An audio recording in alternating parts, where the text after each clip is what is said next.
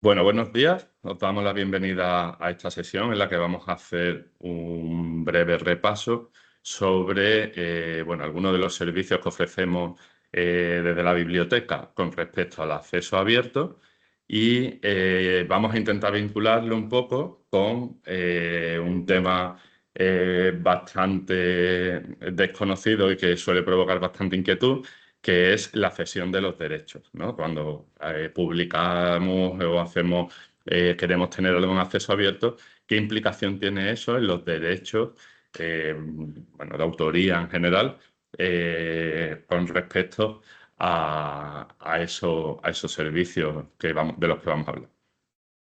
Esta sesión se enmarca en las actividades que desde la Biblioteca de la Universidad de Sevilla se han organizado para la Semana Internacional del Acceso Abierto, que es una iniciativa que tiene la intención de difundir y dar a conocer las ventajas de la publicación en abierto con el fin de garantizar el acceso universal al conocimiento científico y lograr un mayor impacto social de la investigación.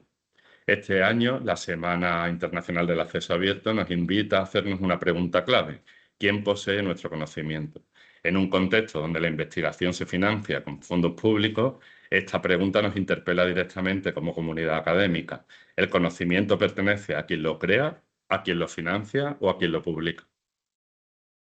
Entonces, para responder a esta pregunta, primero vamos a intentar entender qué es lo que conocemos o qué entendemos por ciencia abierta. La ciencia abierta es un movimiento internacional que busca que todo el proceso de investigación, desde los datos hasta las publicaciones, sea transparente, accesible y lo más reutilizable posible. Es decir, no se trata solo de publicar en abierto, sino también de cambiar la forma de hacer y compartir la ciencia mediante la colaboración, la apertura de los datos y facilitar que cualquiera pueda acceder, reproducir y construir sobre el conocimiento general. Aunque ya existían algunas iniciativas previas que promovían una ciencia más accesible, el verdadero punto de partida del movimiento por la ciencia abierta fue la Declaración de Budapest sobre el acceso abierto de 2002. Desde entonces ese concepto ha ido evolucionando mucho y ya no hablamos solo de abrir las publicaciones, sino de abrir todas las fases del proceso científico, desde los datos hasta los resultados finales. En España, la evolución hacia la ciencia abierta ha sido bastante lenta. Hasta 2011 no existía ningún tipo de mandato legal que exigiera el acceso abierto a los resultados de investigación, y fue la ley de la ciencia de 2011 la que da este primer paso. En esa ley se obliga a los investigadores financiados con fondos públicos a depositar una copia digital de la versión final de sus artículos en un repositorio institucional.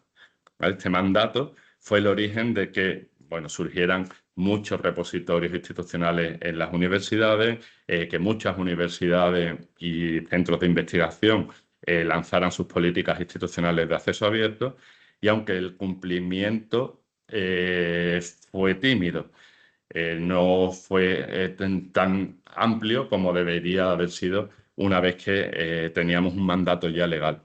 Esto, entre otras cosas, quizás por desconocimiento y por otra serie de cuestiones, pero uno de los grandes problemas de esto fueron los problemas de derechos de autor, ya que, yo puedo querer publicar o depositar mi artículo en un repositorio, publicarlo en abierto, pero las editoriales no nos lo permitían, ¿vale?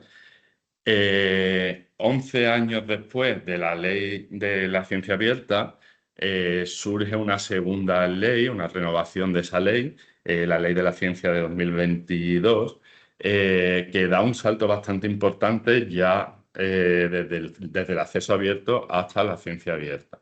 Ya no se habla solo de artículos, el nuevo mandato amplió esta apertura de esta necesidad, ¿no? Esta obligatoriedad de depósito a libros, capítulos, incluso a los datos de investigación asociados a este tipo de publicaciones que hemos dicho antes. Y además de la versión final publicada que se pedía en la ley de 2011, se pasa a la necesidad de depositar la versión aceptada del autor, es decir, el postprint, ¿no? El manuscrito ya una vez que ha pasado todo el proceso de revisión, justo antes de hacer todos los cambios oportunos o todas las maquetaciones y ajustes que se hacen después para la publicación en la revista. Aunque todavía hay muchas dificultades prácticas para esto, las editoriales siguen estableciendo restricciones, que ahora vamos a ver, es un poco el objetivo de este curso. El impulso internacional de la ciencia abierta ha ido obligando a muchas de estas editoriales a adaptar sus políticas para permitir que se pueda depositar en acceso abierto. Actualmente podemos decir que existe ya una cierta conciencia en España en general, institucionalmente, ¿no? De las universidades, incluso, bueno, el personal investigador ya tiene esta conciencia bastante más clara que hace un par de años o 3 años antes de esta ley de 2022. Y no ha sido solo por las leyes, sino también por los criterios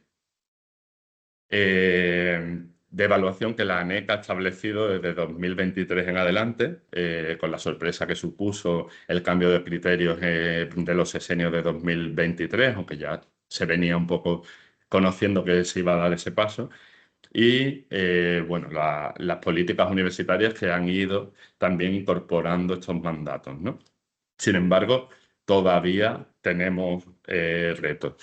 Estos retos son el tener claro qué versión podemos depositar, qué derechos conservamos que nos permitan hacer ese depósito y cómo cumplir estos mandatos sin infringir esos contratos que hemos firmado con las editoriales.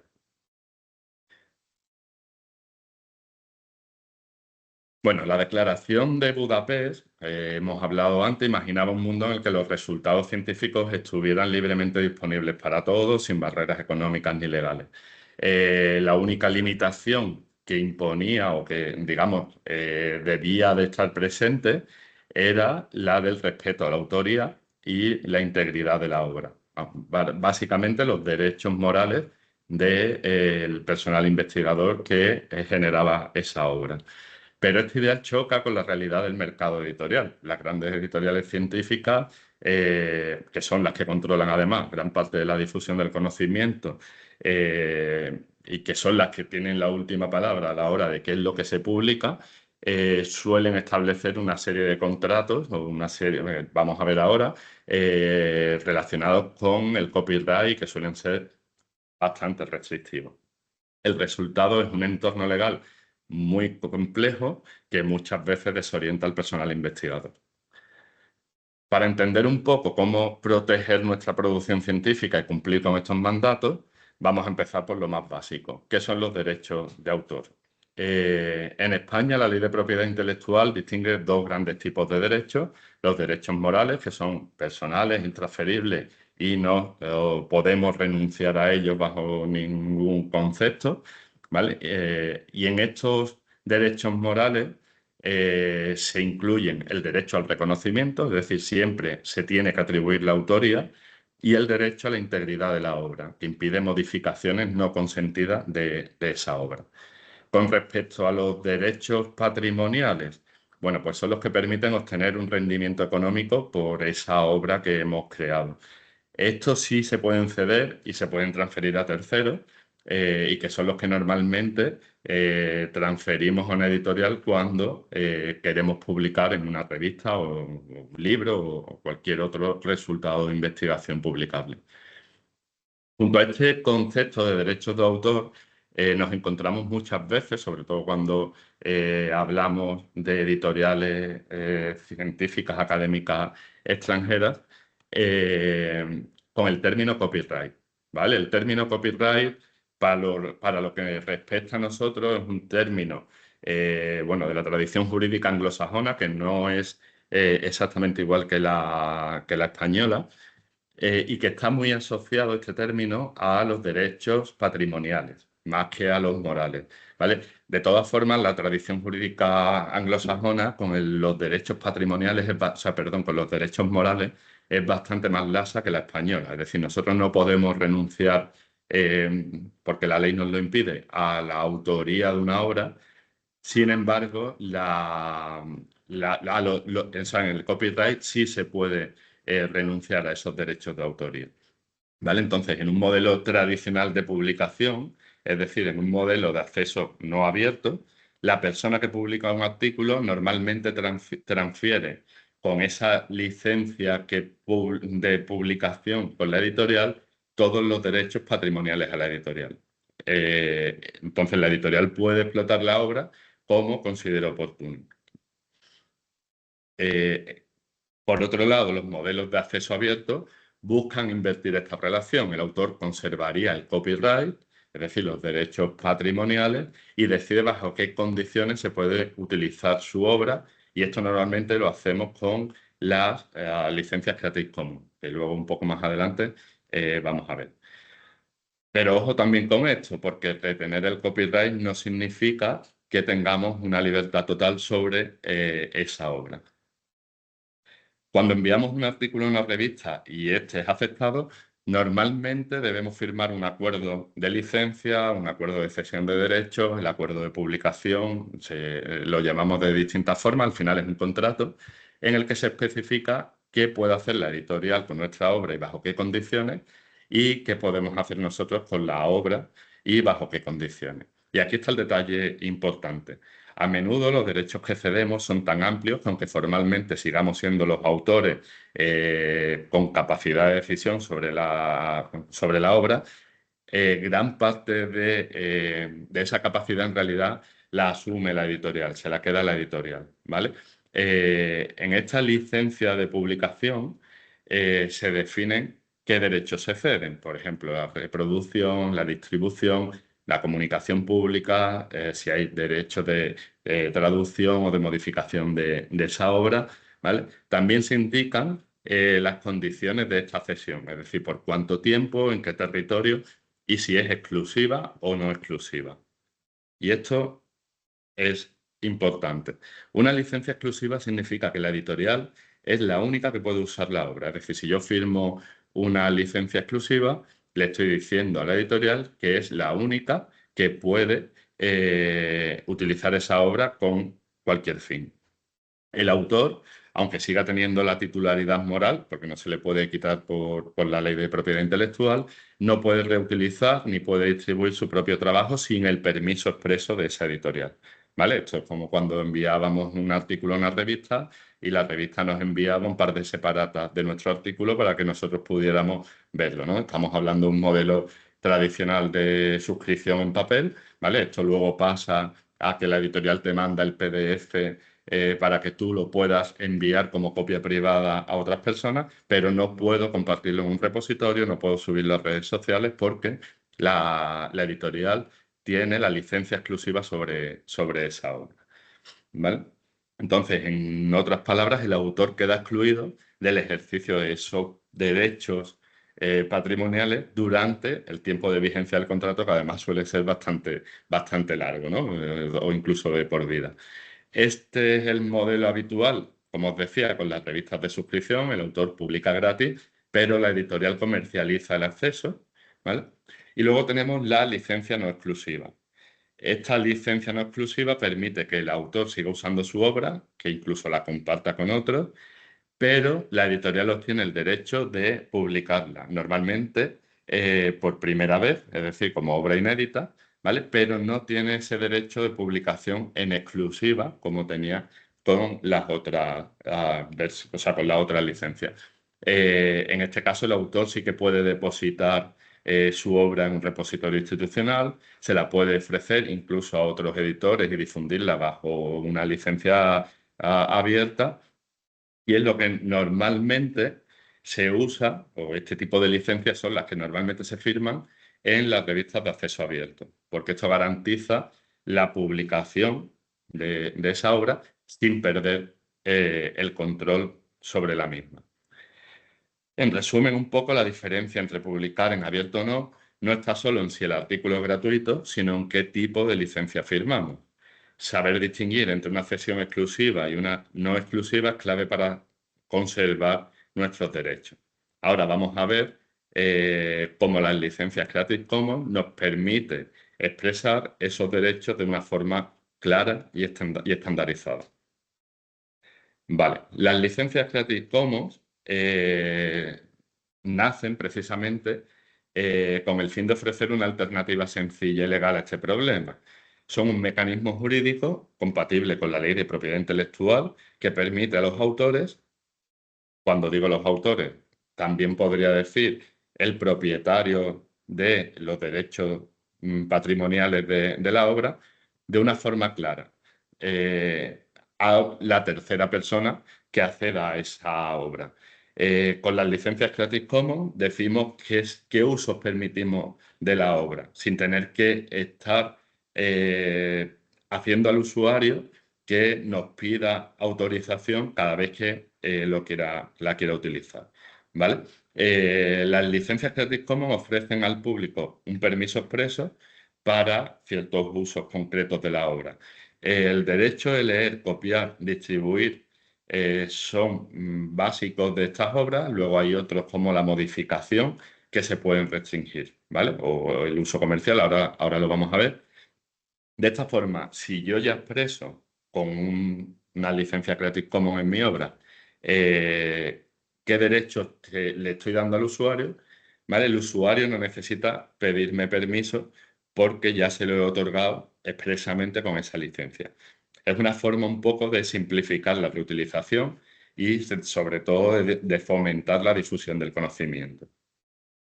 Las licencias Creative Commons pueden causar ciertos recelos, pero tenemos que tener claro que no eliminan los derechos de autor. Lo único que hacen, como estábamos viendo, es informar de qué usos permite el autor sin necesidad de que se le esté pidiendo continuamente permiso por ello.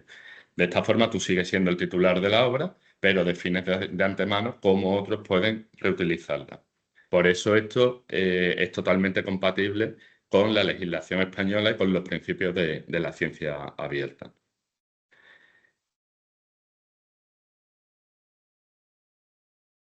Vale. Una cosa importante con esto, o que queremos resaltar, como unas condiciones generales de todas las licencias Creative Commons, es que bueno, está en contraste con el copyright, por eso algunas veces se le llama copyleft y este tipo de cosas, porque aquí en el copyright suele aparecer en literal todos los derechos reservados, mientras que la Creative Commons no tiene todos los derechos reservados, expresamente otorga una serie de derechos, como hemos visto. Es el autor, hay veces que el titular de esos derechos patrimoniales, el que elige cómo comparte esa obra, pero normalmente es el autor de la misma. Todas las licencias, en todas, absolutamente todos los tipos de licencias, se obliga al reconocimiento del autor, ¿vale? Y una vez que se pone una licencia Creative Commons en una obra, no se puede cambiar, no se le puede quitar. Esa licencia tiene que estar garantizada para el resto de la vida de esa obra. Una de las grandes ventajas de las licencias Creative Commons es que son muy fáciles de reconocer. Aunque existe un texto legal que las respalda, no necesitamos leer ese texto para saber entenderlas. Basta con fijarnos en los iconos, ¿vale? Que indican de un vistazo qué podemos y qué no podemos hacer con una obra. Estos iconos representan 4 elementos específicos que limitan el uso de esa obra. Por un lado, la atribución, que como hemos dicho es obligatoria en todos los tipos de licencias Creative Commons. Compartir igual, que implica que si yo le pongo una licencia con ese elemento, siempre tengo que usar esa misma licencia Creative Commons, sin obra derivada y no comercial. Estos dos primeros elementos son básicos y bastante fáciles de entender. Sí que suelen generar un poco más de duda los otros dos, el sin obra derivada y no comercial. Vamos a verlo un poco para entenderlo un poco mejor. Sin obra derivada es una forma de restringir la innovación y digamos, el avance del conocimiento, ¿vale? Porque impide que se puedan hacer obras derivadas de la original. En la práctica esto quiere decir que no puedo traducir, no puedo resumir, no puedo modificar ni adaptar la obra a otras versiones, ni siquiera si reconozco la autoría, ¿vale? Si digo o atribuyo la obra original a la persona que la creó. De esta forma, pues bueno, un poco lo que hemos dicho, ¿no? No se puede traducir un artículo con una licencia que incluya este elemento ND y publicarlo en otro idioma. Lo puedo traducir para uso personal, por supuesto, pero no lo puedo hacer para publicarlo. O tampoco, por ejemplo, podría modificar figuras o gráficos ni hacer un resumen adaptado para otro formato. Por ejemplo, para una presentación o para un material didáctico en clase. ¿Vale? Esta condición se usa cuando el autor quiere proteger la integridad de su obra tal y como fue publicada, sin que nadie la pueda modificar.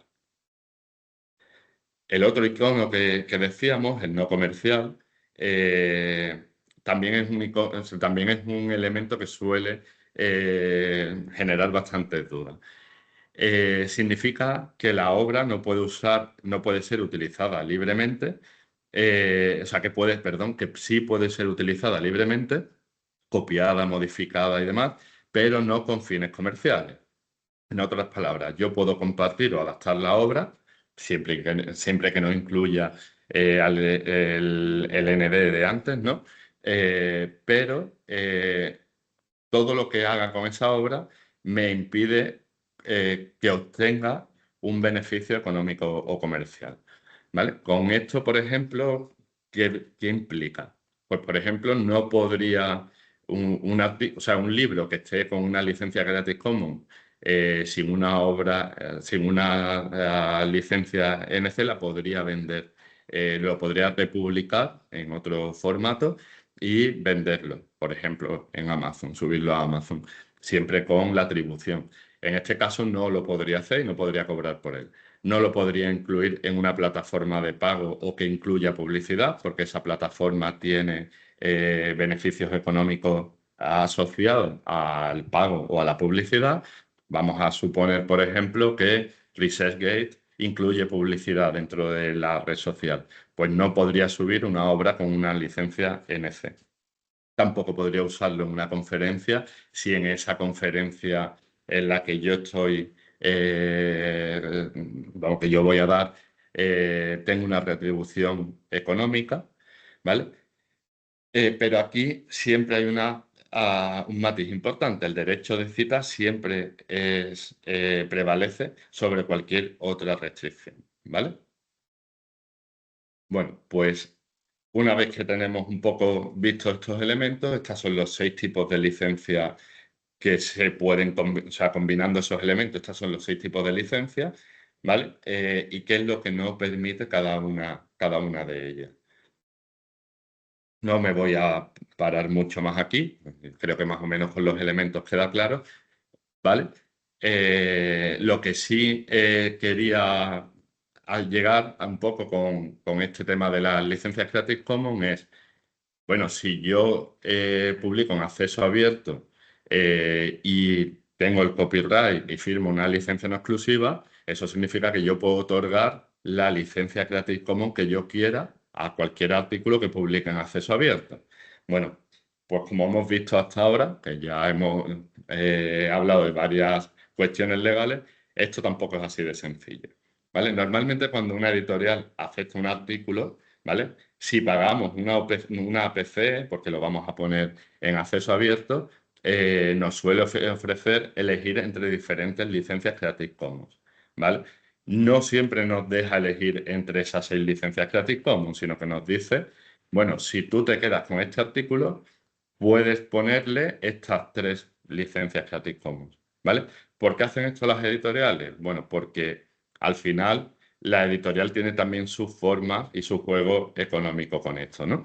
La licencia de publicación nos va a marcar cuál es la regla del juego, es decir, qué es lo que la editorial va a permitirme a mí seleccionar y a partir de ahí lo que también va a poder hacer la propia editorial con esa licencia.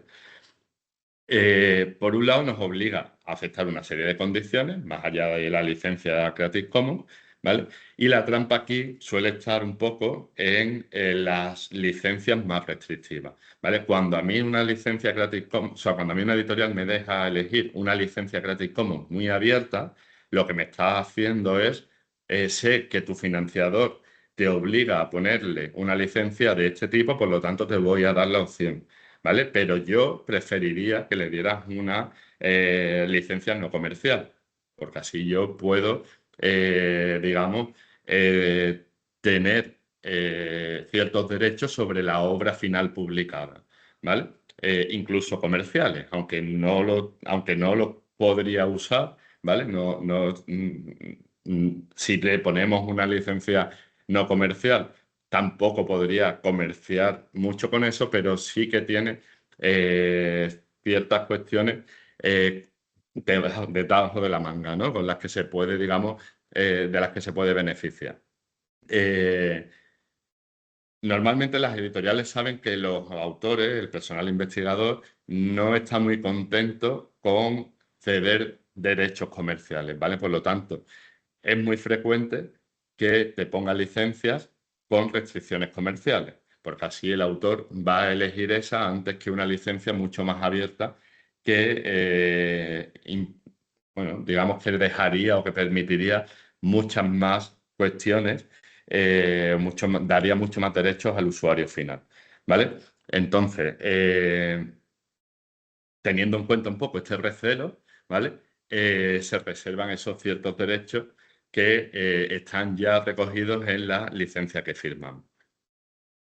Vale, hasta ahora hemos visto una serie de cuestiones como los derechos de autor, el copyright, las licencias Creative Commons, ¿vale? Pero hay otra cuestión más que tenemos que meter en el juego de la cesión de derechos, ¿vale? Estas cuestiones son las políticas editoriales, ¿vale? Las políticas editoriales eh, son, digamos, lo que las revistas o editoriales especifican para el uso de lo que se publica en ellas, ¿vale?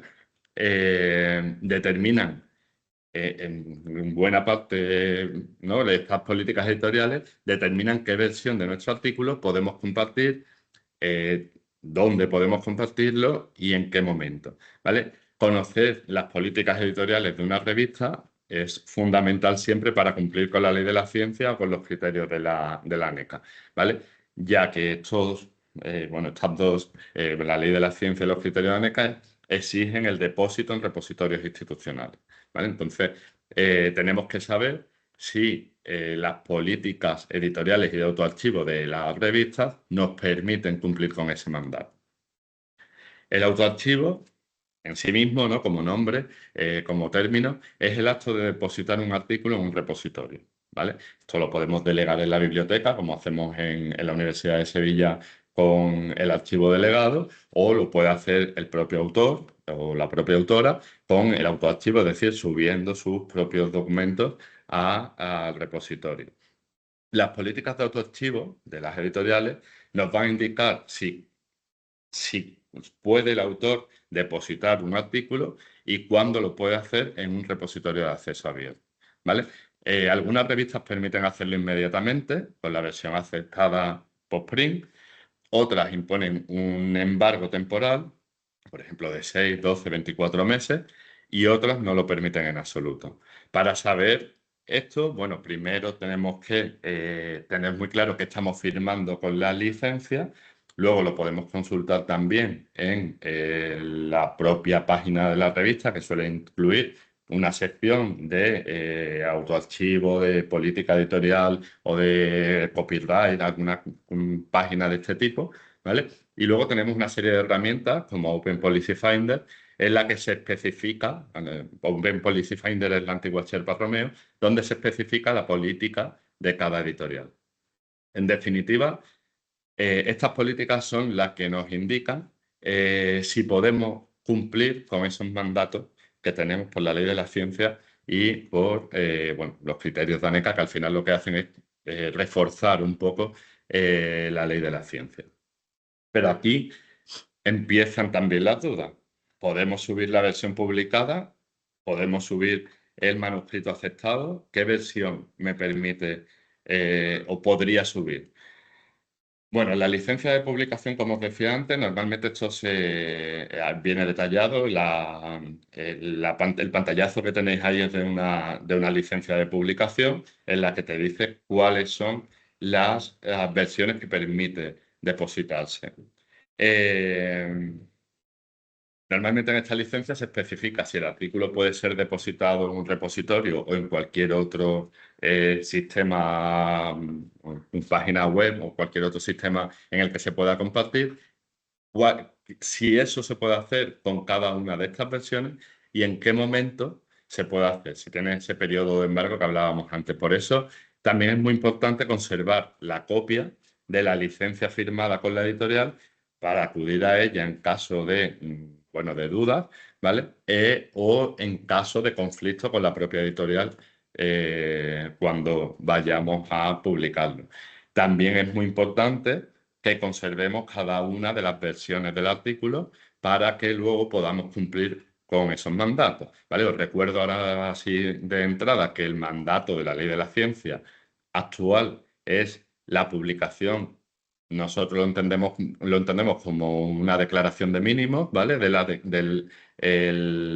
La versión aceptada del autor. Es decir, la última versión que yo envío a la editorial con todos los errores corregidos de la revisión por pares que se ha ido haciendo y en el que ya la editorial me dice, perfecto, este artículo es aceptado. ¿Vale? Esa última versión es importantísimo que la mantengáis porque es la que exige la ley de la ciencia que se deposite.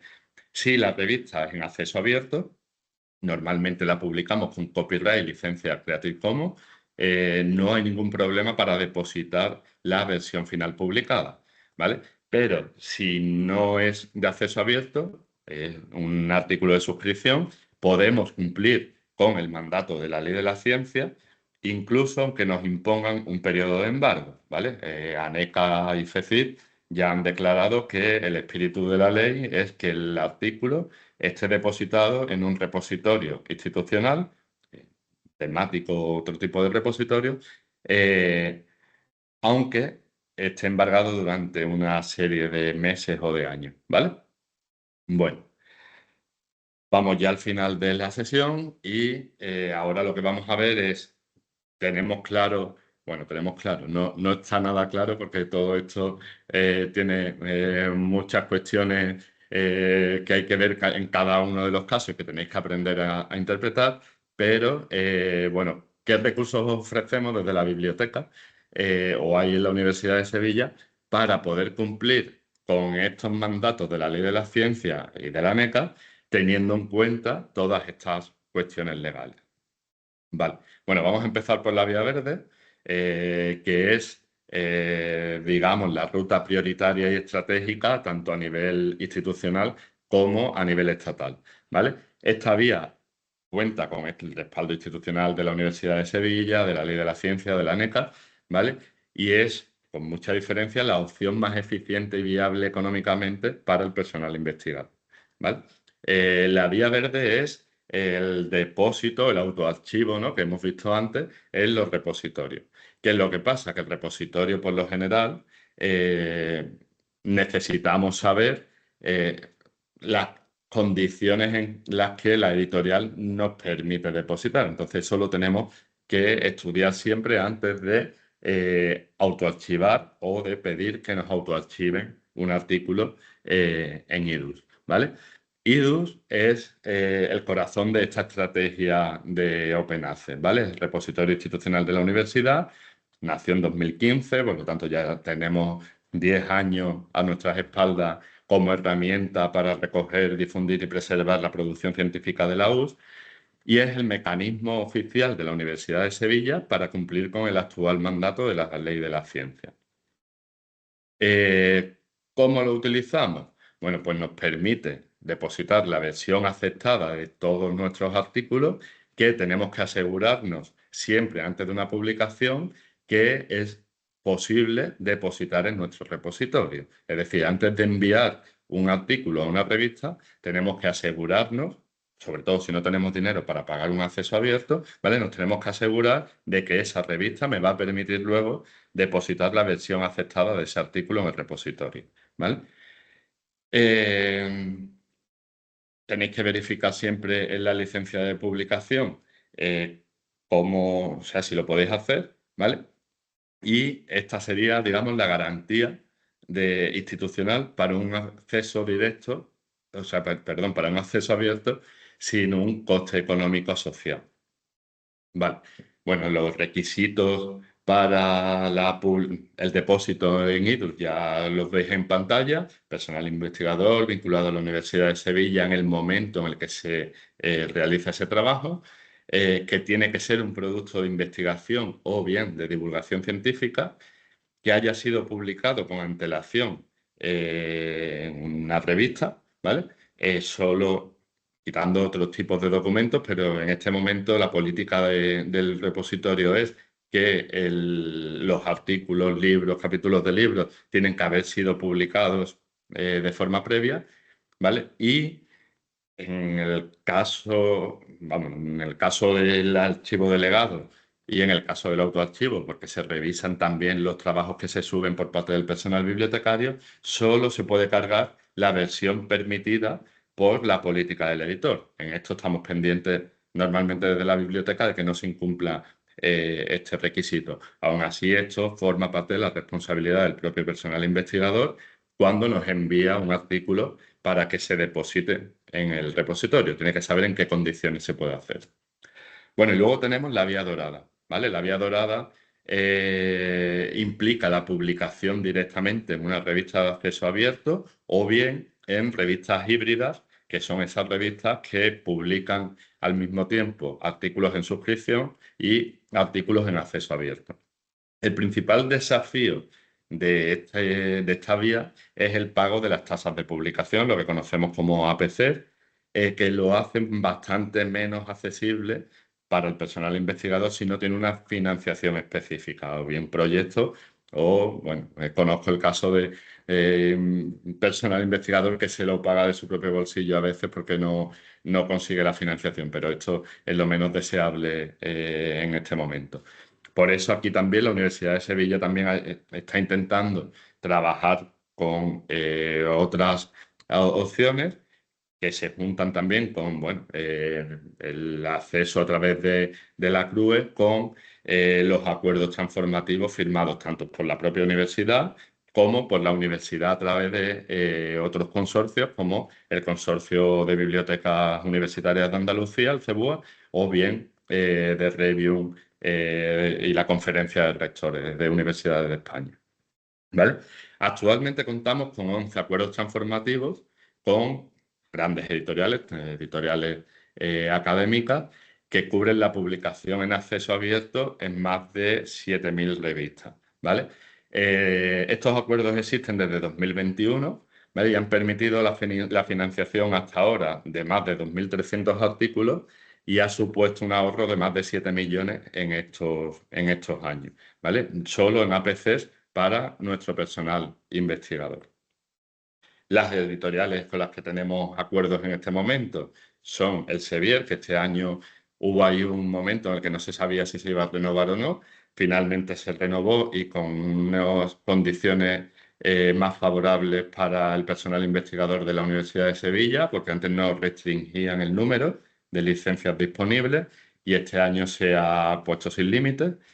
Luego también tenemos Wiley, nos quedan ya poquitas, ahora os voy a enseñar un poco el gráfico de evolución, ¿vale? Pero tener en cuenta que, bueno, y ya que estamos aquí, Wiley tiene un modelo diverso en el que tenemos, por un lado, un acuerdo para publicar en revistas híbridas con un número amplio, ¿no? De unas 80 licencias, si no recuerdo mal, o 100, no sé, no recuerdo ahora mismo el número total, pero un número amplio de licencias en revistas híbridas y luego tenemos un acuerdo menor para publicar ciertos artículos en acceso abierto, en revistas de acceso abierto, lo que llamamos Gold, Wiley Gold, ¿no?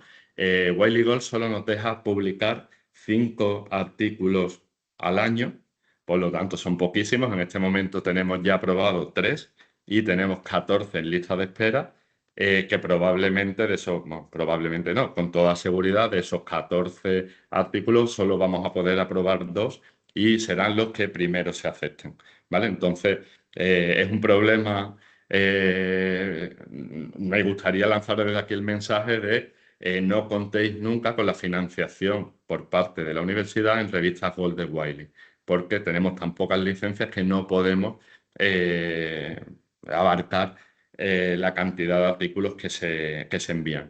Siempre que enviéis a Wiley Gold algún manuscrito, tener una financiación alternativa preparada, ¿vale? Pues ya sea por un proyecto, porque el departamento os pueda cubrir, pero tener asegurado ya antes eso, porque además renunciar en el último momento, después de una revisión por pares, porque no haya dinero de financiación, os puede producir ya problemas con esa revista, entrar en la lista negra, digamos, de esa revista, ¿no?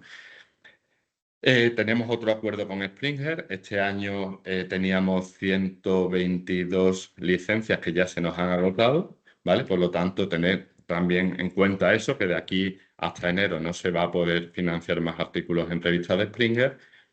Y luego tenemos otros acuerdos con ACS, que aquí hay una pequeña errata, que tenemos licencias ilimitadas también en ACS. En Oxford y en Cambridge también tenemos licencias ilimitadas. Con Emerald tenemos muy pocas licencias, nos dan 13 licencias al año, se agotaron prácticamente en verano. ¿Vale? Con ACM es un acuerdo extraño en el que tenemos una limitación específica, pero bueno, se puede pasar un poco anualmente. De Company of Biology, que yo intento siempre decirle a los biólogos y biólogas que estén en mis sesiones de formación que por favor se planteen publicar en este acuerdo, porque me parece uno de los mejores acuerdos que tenemos en la universidad, ¿vale? Sin límite de APC. Y bueno, ya con RSC y eCubo, que también tenemos un número limitado, ¿vale? Pero de momento suficiente para llegar a final de año con ello. Bueno, este es el gráfico de evolución que ha salido un poco de mala calidad en la captura de pantalla que hemos hecho, ¿vale? Pero bueno, tened en cuenta, fijaos que 5 editoriales son con licencias ilimitadas. En ACM, que como os decía, están agotadas, pero que podrían entrar todavía algunos artículos más dentro de este acuerdo, por las características del acuerdo. Emerald y Springer, que se han agotado, y Wiley, que como veis está bastante cerca de agotarse. RSC también está ya en las últimas, bueno, pero siempre tened en cuenta que este número de licencias es por el periodo natural de un año, ¿vale? Es decir, desde el 1 de enero al 31 de diciembre. A partir del 1 de enero de 2026, digamos que todas estas licencias vuelven a cero y volvemos a tener disponibilidad de licencias en todos los acuerdos, ¿vale? A menos que se caiga o se deje de firmar algún acuerdo por no se llega a acuerdo entre la editorial y las universidades. Bueno, sí tengo que llamar la atención sobre esto. Mucho cuidado con los requisitos, porque se cumplen, a veces se incumplen mucho y nos vemos obligados a contactar con el personal investigador o a rechazar la solicitud de financiación, ¿vale? La autoría de correspondencia tiene que ser siempre y en todos los casos PDI de la Universidad de Sevilla. Solo en algunos casos, bueno, también podrían ser, perdón, contratos postdoctorales, ¿vale? También podrían ser, en algunos casos, estudiantes y contratados predoctorales, pero tienen que ir siempre acompañados de otro personal, digamos, de miembros de los grupos que acabamos de decir antes, ¿vale? PDI de la US o contratados postdoctorales. Es muy importante que en el correo de correspondencia, o sea, que el correo de correspondencia con la revista se utilice siempre el correo institucional de la Universidad de Sevilla. No se van a aceptar artículos si la persona solicitante no tiene el correo institucional asociado a su nombre en el momento de la publicación, ¿vale? Esto hay veces que, bueno, por lo que sea, habéis utilizado otro correo de correspondencia con la revista, pero al final de la maquetación y demás se puede modificar este correo para que salga el institucional, ¿vale? Si sale al final del artículo, se acepta, pero si no, no podemos aceptarlo, porque esto es normativa de identificación institucional del vicerrectorado, ¿vale? Y la firma institucional que se deben firmar, o sea, se debe hacer según las instrucciones para la firma de publicaciones científicas de la Universidad de Sevilla, publicadas también por el vicerrectorado. Sobre todo la parte de la firma institucional, que es la que debe de aparecer siempre Universidad de Sevilla en la firma del personal investigador. Bueno, ya solo para terminar un poco con este tema, os quiero decir que la vía GOL permite publicar en acceso abierto, pero no cumple con los mandatos de ciencia abierta y acceso abierto que existen por ley, ¿vale? Y que aplican los criterios de ANECA. Aunque hayas publicado el artículo en acceso abierto en una revista, siempre hay que depositarlo también en el repositorio institucional. Es obligatorio que toda la publicación científica española esté depositada en repositorios de acceso abierto, ¿vale? Ya un poco para resumir, ¿vale? Antes de irnos, vamos a ver cuáles han sido las ideas clave y, bueno, qué es lo que os tiene que quedar un poco de todo esto. Como requisito, o sea, digamos, como consejo, conservar siempre las licencias de publicación, ¿vale? Prestando atención cuando las firméis a qué derechos se están cediendo en esas licencias, ¿vale? Eh, Utilizad siempre licencias Creative Commons lo más abierta posible, ¿vale? Esa opción es la más ventajosa para ti también como autor. Eh, no vas a limitar en grandes cosas a los usuarios porque realmente el usuario final no va a comerciar con vuestros artículos científicos, muy raros, ¿vale? Y en caso de que lo hicieran, a lo mejor está fomentando la innovación y el avance del conocimiento. Entonces, en general, los grandes financiadores tipo Plan S, Horizonte Europa, exigen que la licencia sea la más abierta, es decir, la Creative Commons CC BY, ¿vale? Conserva todas las versiones de vuestros trabajos, de los artículos, desde el primer envío, el manuscrito original, la última versión revisada, ¿vale? Y la publicación final, por supuesto, ¿vale?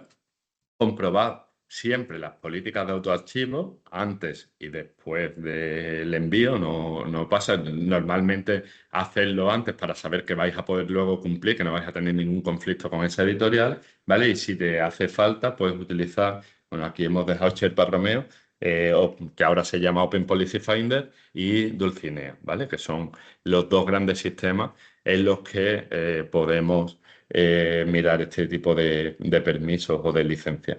En caso de que tengáis dudas, pues se puede pedir permiso a la editorial, ¿vale? Y bueno, por último, en la biblioteca estamos a vuestra disposición para ayudaros a comprobar estos permisos, ¿vale? Tanto desde aquí, desde el servicio de la sección de apoyo a la investigación, como desde las personas que atienden el gran equipo de todas las bibliotecas de centro que atienden todo el apoyo a la investigación en las bibliotecas de vuestras escuelas y facultades, ¿vale? Con esto terminamos. Os damos las gracias y bueno, puedo comentaros que la sesión estará grabada, ¿vale? Aparecerá, como os decía antes, en YouTube y en la página web de la Semana de Acceso Abierto que tenemos dedicada en la sección.